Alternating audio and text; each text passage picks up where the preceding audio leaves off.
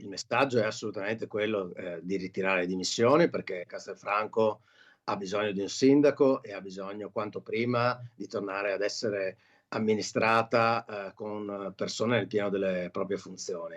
Quindi noi questo posso, dire all'amico Stefano. Un messaggio tutt'altro che in bottiglia, quello di Giuseppe Montuori, coordinatore provinciale di Fratelli d'Italia, Stefano Marcon, quando manca una manciata di giorni al termine ultimo possibile per ritirare le dimissioni da sindaco di Castelfranco, ma quello del numero uno dei meloniani non è un appello incondizionato, anzi Montuori entra nel merito del contendere, ovvero i rapporti deteriorati per non dire esacerbati tra Marcon e i tre consiglieri leghisti dissidenti. Al netto del fatto che è una questione più interna alla Lega che nostra, però credo che queste persone in Consiglio Comunale si siano sempre espresse a favore dell'amministrazione, quindi non vedo dubbi su quello, come abbiamo fatto altresì noi di Fratelli d'Italia.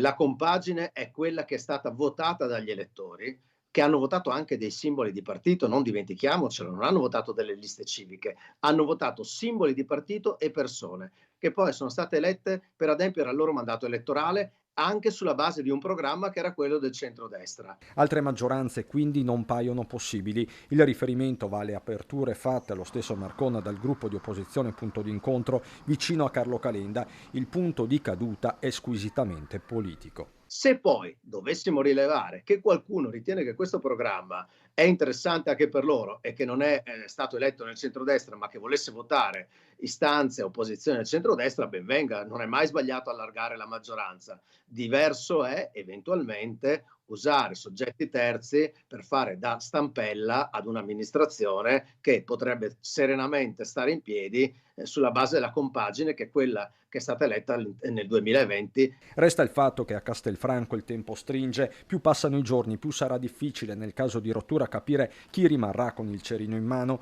Usa un'altra immagine la vice sindaca Marica Galante a margine di una conferenza stampa di presentazione di un musical. Guardi, io chiudo e sto in tema con questa grandissima musica che stiamo vivendo in questi giorni, importantissima a maggior ragione per la nostra città. E quindi chiudo con una battuta: chi fermerà la musica?